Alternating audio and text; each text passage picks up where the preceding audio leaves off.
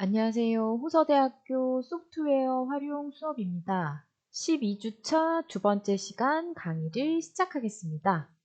이번 시간에는 챕터 5의 수식 및 함수 적용에 관련된 내용을 실전 문제를 통해서 같이 한번 살펴보도록 하겠습니다. 우리가 첫 시간에 배웠던 단원의 내용들을 살펴보면 먼저 수식 및 연산 우선순위에서 사칙 연산 및 연산 우선순위와 괄호 이용하기를 배웠습니다. 그리고 두 번째는 기본 함수를 배웠는데 합계 썸 함수, 평균 에버리지 함수, 최대 맥스 함수, 최소 민 함수, 개수, 카운트 함수를 이용하는 방법을 배웠습니다. 그리고 세 번째는 고급 함수라고 해서 if 함수와 sum if 함수, average if 함수, count if 함수, vlookup 함수를 이용하는 방법을 배웠고요. 그 다음에 네 번째로는 셀 참조 방식, 즉 상대 참조와 절대 참조, 혼합 참조를 위해서 F4번 키를 이용하는 내용을 배웠습니다.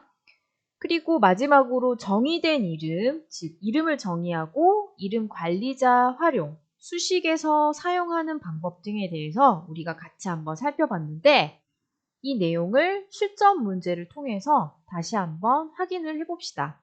자, 이번 시간에 우리가 같이 살펴볼 실전 문제들을 먼저 보면은 자, 실전 문제 1번은 요약 워크시트의 I12번 셀에서 2008년에서 2009년도의 수익률 증가를 올바르게 계산하도록 괄호를 사용해서 계산 순서를 바꾸는 문제입니다.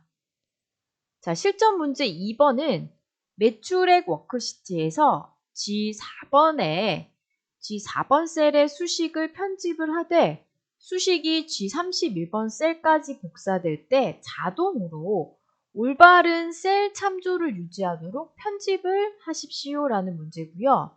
수식을 G31번 셀까지 복사하십시오 라는 문제입니다. 자, 실전 문제 3번은요. 요약 워크시트의 I5번 셀에 다른 4개의 워크시트의 I5번 셀 값의 합계를 표시하는 수식을 삽입하십시오 라는 문제입니다. 자, 실전 문제 4번은요. 매출액 워크시트에서 시장조사 분석 보고서 행에 최고값을 표시하는 수식을 J10번 셀, 최소값을 표시하는 수식을 K10번 셀에 삽입하는 내용입니다. 자, 계속해서 실전 문제 5번은요. Q2번 합계열과 Q2 할당액 열의 값을 비교해서 목표 달성 여부를 표시하도록 M5번 셀의 수식을 편집하십시오 라는 문제입니다.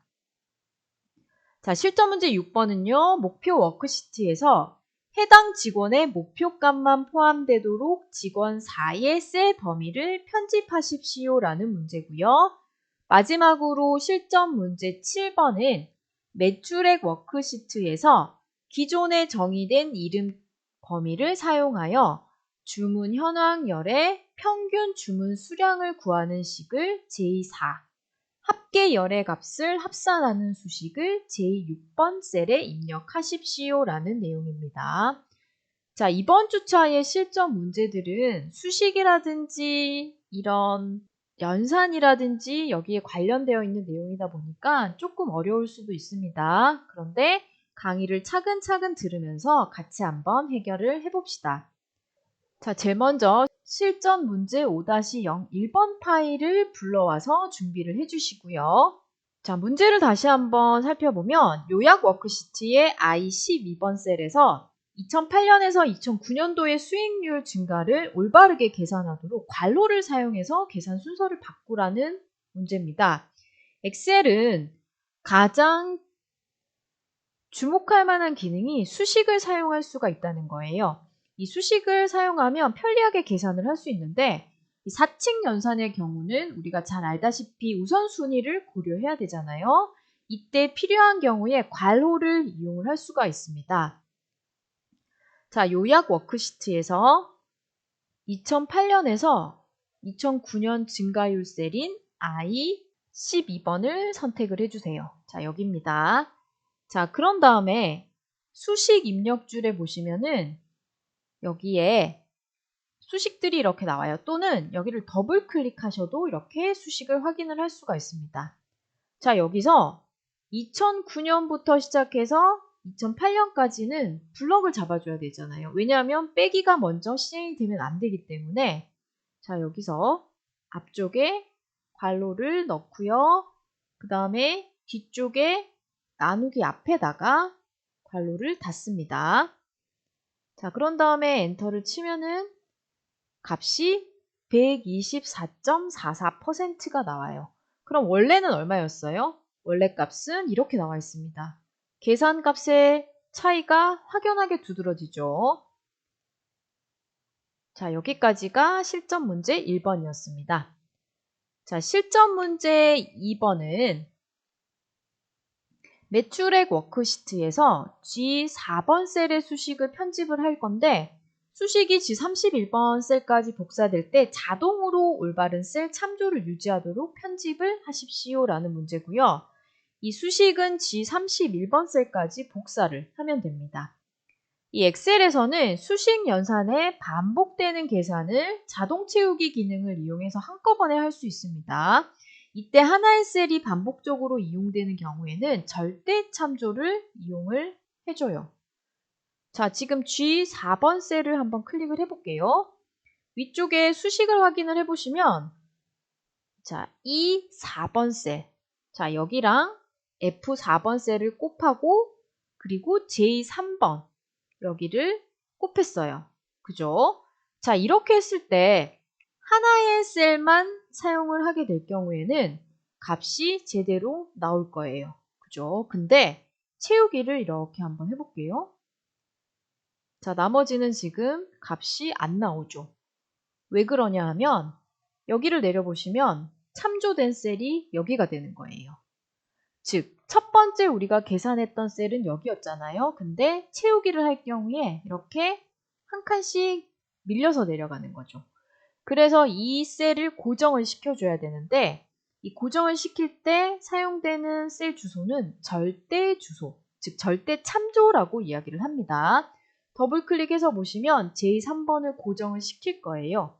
이렇게 블럭을 잡아서 F4번 키를 눌러주시면 키보드의 F4번입니다. F하고 4가 아니라 F1, F2, F3, F4에 그 F4를 눌러주시면 셀 주소의 앞뒤로 이렇게 달러 기호가 붙을 거예요. 그죠? 이렇게 되면은 엔터를 쳤을 때 채우기를 다시 한번 해볼게요. 이렇게. 자, 앞에 있는 주소는 자, 컨트롤 물결 표시를 누르시면 이렇게 셀 주소를 볼 수가 있어요.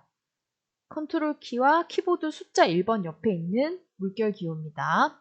자, 셀 주소를 확인을 해보면 뒤쪽에 있는 J3번은 변하지 않고 계속 똑같이 내려오고 있습니다. 즉, 이 셀도 여기를 참조하고 이 셀도 여기를 참조하고 모든 셀이 여기를 참조해서 내려오는 거죠. 근데 앞에는 어때요? F4, F5, F6 이렇게 쭉 바뀝니다.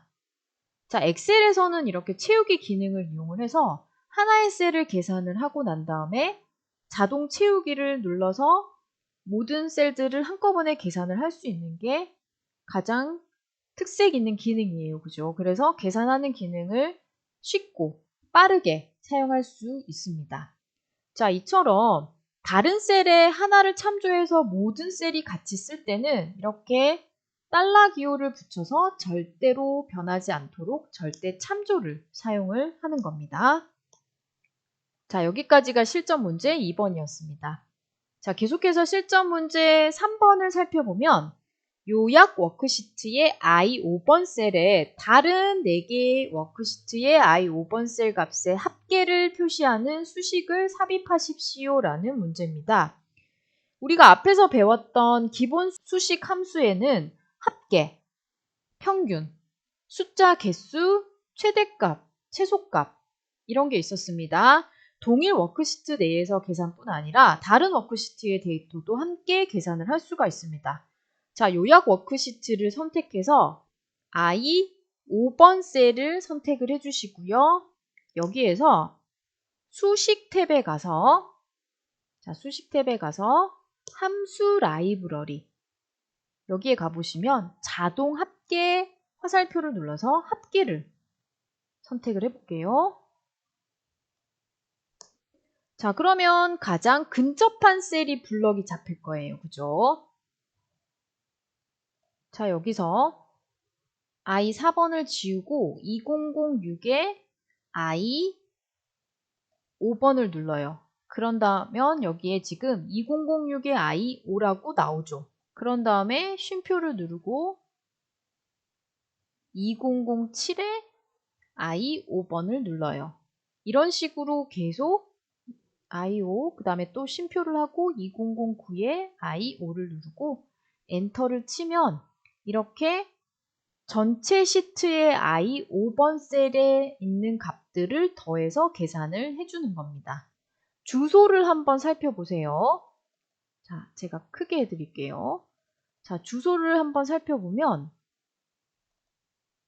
썸은 합계함수잖아요. 그죠? 근데 2006, 즉 시트에는 작은 따옴표가 붙었고요. 그 다음에 그 뒤에 느낌표가 붙었어요. 그 다음에 I5번 셀 이런 식으로 주소가 들어가 있죠. 즉 시트를 참조할 때는 2006을 클릭을 이렇게 해보면 시트 뒤쪽에 느낌표가 붙는 것을 볼 수가 있습니다. 이게 시트 주소고요. 그 다음에 셀 주소는 우리가 어때요? C4, 그 다음에 D4 이런 식으로 주소가 되어지는 겁니다. 즉 시트 주소는 시트 이름 뒤쪽에 느낌표가 붙어준다라는 것을 기억을 해주시면 됩니다. 자, 여기까지가 실전 문제 3번이었습니다. 자, 계속해서 실전 문제 4번을 살펴보면 이 매출액 워크시트에서 시장조사 분석 보고서 행에 최고값을 표시하는 수식을 J10번 셀, 최소값을 표시하는 수식을 K10번 셀에 삽입하십시오라는 문제입니다. 이것도 기본 수식 함수를 이용을 하는 겁니다. 자, 매출액 워크시트에서요. 목표가 아닙니다. 시장 분석 보고서 행에 J10번을 선택을 해주시고요. 수식 탭으로 가서 자동 합계에 가서 보시면 최대값 있을 거예요. 이거를 선택을 해주시면 지금 블럭을 자동으로 잡아줘요. 근데 만약에 B10번부터 I10번까지 전체를 사용하지 않을 거야 또는 범위가 다를 경우에는 어떻게 하면 돼요? 이 상태에서 범위를 이렇게 다시 잡아주시면 되죠. 그죠? 자, 지금은 여기에 블럭을 잘 잡아줬으니까 그대로 사용을 하시면 됩니다. 이렇게 해서 엔터를 누르면 이렇게 이 값 중에서 가장 높은 값을 찾아줍니다. 자, 그 다음에 최대값 구하는 함수를 한번 살펴볼게요. max 함수, max 함수는 최대값, 가장 높은 값을 찾아주는 겁니다. 자, 두 번째는 최소값을 동일하게 해주시면 돼요. 자, 셀을 선택하고요. 수식에 가서 자동 합계해서 최소값을 눌러주시면 되는데 이때는 문제가 뭐예요? 최고값은 잡히면 안 되잖아요. 그죠? 그래서 범위를 다시 이렇게 수정을 해주셔야 돼요. 자, 범위가 B10번부터 I10번까지 잘 잡혀 있는지 확인하시고 엔터를 쳐주시면 됩니다. 자, 그러면 최대값은 5673, 최소값은 2547이 잘 구해졌는지 한번 확인을 해보세요. 자, 여기까지가 실전 문제 4번이었습니다. 자, 계속해서 실전 문제 5번은요. Q2 합계열과 Q2 할당액 열의 값을 비교해서 목표 달성 여부를 표시하도록 M5번 셀의 수식을 편집하십시오라는 문제입니다. 우리 참과 거짓처럼 논리적으로 구별할 수 있는 것을 논리함수라고 하는데 대표적인 것으로는 if 함수가 있어요. 합격과 불합격, 달성, 미달성, 성취, 미성취 이런 거를 사용할 경우에 이용이 되는데 제가 여러분들의 성적을 낼 때도 이 if 함수를 사용을 하고 있어요. 예를 들어서 95점 이상의 경우에는 A 플러스, 90점 이상의 경우에는 A 마이너스 이런 식으로 값을 계산을 할 때 사용을 하는 겁니다. 우리 if 함수는 조건이잖아요. 만약에 뭐뭐 했다면, 만약에 점심을 먹었다면 배가 부르다, 아닐 경우에는 배가 고프다, 이렇게 두 개 중에 하나를 논리값을 구하는 겁니다. 자, 봅시다. 요거는 조금 어려울 수도 있어요. 자, M5번 셀을 클릭해서, 자, 지금 5000이라고 적혀 있는데 여기에 함수를 확인해 보시면 if 해서 K5번과 L5번이 달성과 미달성으로 이렇게 나와 있어요. 자, 이거를 보시면 어떻게 수정을 하면 될까요? 자, K5번이 뭐예요? 지금 Q2번 합계입니다. 그죠? 그 다음에 L은 Q2번 할당액이에요. 조건이 뭐라고 했어요? Q2번 합계열과 Q2번 할당액 열을 비교를 해야 되는데 어떻게 비교를 하면 돼요? 자, 합계가 할당액보다 크거나 같을 경우에 달성, 그렇지 않을 경우에는 미달성 이렇게 사용해 주시면 돼요. 즉, 여기에서 조금 헷갈리시면 이 fx를 눌러서 이렇게 보시면 돼요. 자, 이건 함수 마법사라고 하는 건데, 자, K5번이 L5번보다 자, 크거나 같을 경우가 들어가 줘야 돼요. 조건이. 그럴 경우에 달성, 미달성 이렇게 들어가 주면 됩니다. 자, 여기서 지금 빠진 게 뭐냐 하면은 크거나 같다. 이게 들어가 줘야 되는 거죠. 자, 그 다음에 얘는 여기에 들어가 줘야 됩니다. 그리고 if일 경우에는 뭐가 되냐 하면은 달성.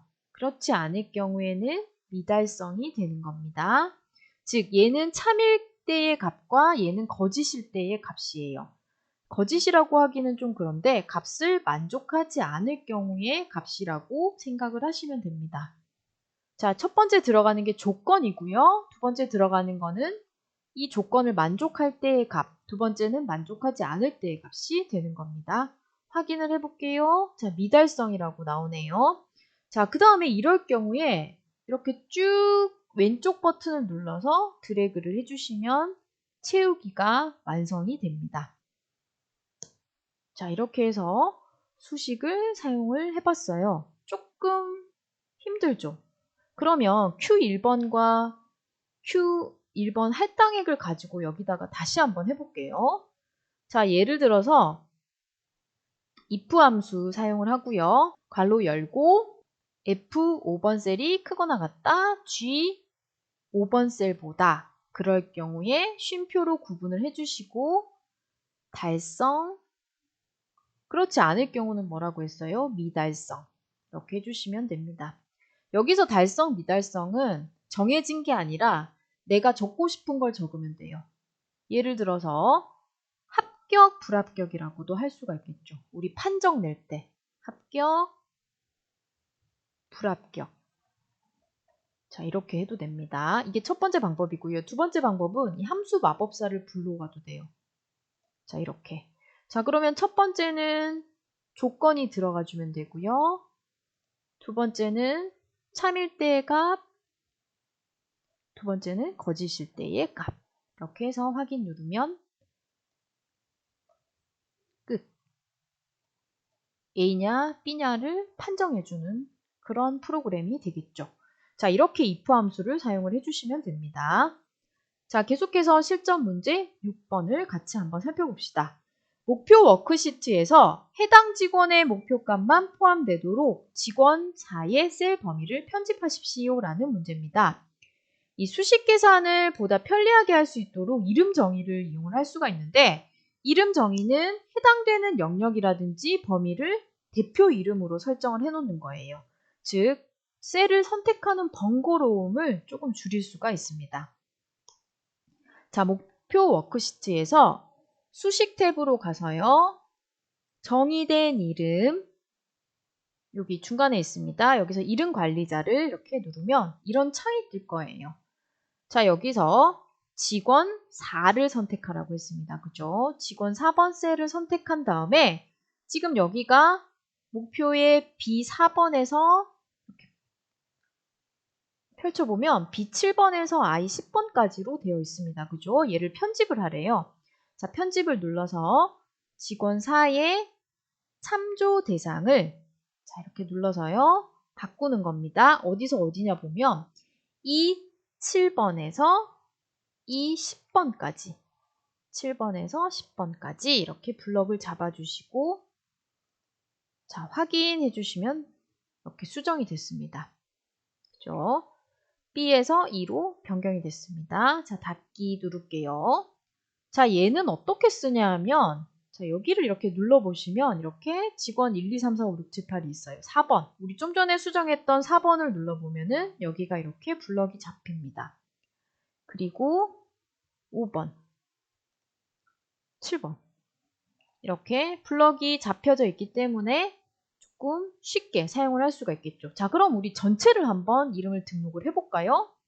자, 이렇게 A6번부터 K10번까지를 블럭 잡아서 이름 정의를 눌러주시면 돼요. 그러면 이름의 범위를 전체라고 해볼게요. 전체 하고 참조 대상은 블럭을 잡고 들어왔기 때문에 그냥 두셔도 돼요. 자, 확인 누르면 지금 여기가 이름이 정의가 된 겁니다. 자, 그럼 여기 눌러보시면 전체가 이렇게 생겼어요. 자, 얘를 누르면 이렇게 전체가 블럭이 잡힙니다. 자, 그럼 우리 힘들게 이렇게 드래그해서 블럭 잡을 필요 없이 여기서 전체만 누르면 이렇게 블럭이 잡히겠죠.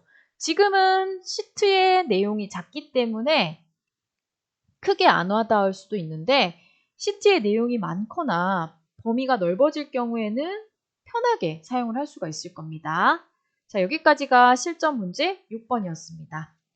자, 그럼 마지막으로 실전 문제 7번을 같이 한번 살펴보면 매출액 워크시트에서 기존에 정의된 이름 범위를 사용하여 주문 현황열의 평균 주문 수량을 구하는 식을 제4번, 합계열의 값을 합산하는 수식을 제6번 셀에 입력하십시오라는 문제입니다. 앞에서 우리가 이름 정의했던 거랑 비슷한 문제예요. 자, 매출액 워크시트에서 제4번 셀을 선택을 해주시고요. 자, 그 다음에 수식 탭에 가서 함수 라이브러리 중에서 자동 합계에서 평균을 선택할 거예요. 우리 평균 구하는 함수 뭐예요? 네, 맞아요. 에버리지 함수입니다. 그죠? 자, 그런 다음에 어디에 들어가냐 하면은 수식 탭에 들어가서 수식에서 사용 여기 우리 이름 정의했던 여기 보시면 수식에서 사용을 눌러서 보시면 주문 현황이라고 있을 거예요. 그러면 범위가 이렇게 자동으로 쭉 잡힐 겁니다. 그죠? 이렇게 해서 엔터를 누르면 이렇게 구해집니다. 주소를 한번 확인해 보세요. 어디서부터 어디까지 이렇게가 아니라 아예 주문 현황으로 이렇게 뜹니다. 그죠? 자, 여기서 주문 현황 한번 확인해 볼게요. 자, 범위를 확인할 수가 있습니다. 그 다음에 제6번 셀을 선택을 하고요. 계속해서 똑같은 방법으로 함수 라이브러리에 자동 합계해서 이번에는 합계. 자, 합계 구하는 함수는 sum 함수입니다. 그죠? 선택한 다음에 이번에는 어디를 블럭을 잡냐 하면 똑같이 수식에서 사용해 가서 정의된 이름 그룹에 보시면 합계가 있습니다. 이렇게 합계를 선택을 해주고요. 엔터를 누르면 합계를 구해줍니다. 자, 여기서도 똑같이 주소를 확인해보면 sum 해서 합계입니다. 그죠? 자, 이렇게 이름을 정의를 해놓으면 블럭 잡는 것뿐만 아니라 이렇게 수식 계산할 때도 편리하게 사용을 할 수 있는 장점이 있습니다. 자, 이렇게 해서 우리가 실전 문제 7문제를 같이 한번 확인을 해봤고요. 자, 이번 시간에 우리가 배운 내용 중에서 수식 및 함수는 상당히 엑셀에서 중요한 기능으로 손꼽을 수가 있어요. 가장 중요하다고 해도 과언이 아닐 정도로 정말 중요한 기능입니다. 그래서 우리가 사용했던 이 함수 말고 더 다양한 함수들을 이렇게 사용을 해보시고 혹시라도 힘들거나 모르는 내용이 있으면 그때그때 질문을 해주시면 제가 바로바로 도와드리도록 하겠습니다. 이게 실습 과목이다 보니까 조금 힘들 수도 있지만 차근차근 강의를 보고 하시다 보면은 쉽게 해결을 하실 수 있을 거라고 생각합니다. 자, 이렇게 해서 챕터 5의 수식 및 함수 적용의 실전 문제를 같이 한번 살펴봤습니다. 자, 12주차 두 번째 시간 강의는 여기까지 하고 마치도록 하겠습니다. 수고하셨습니다.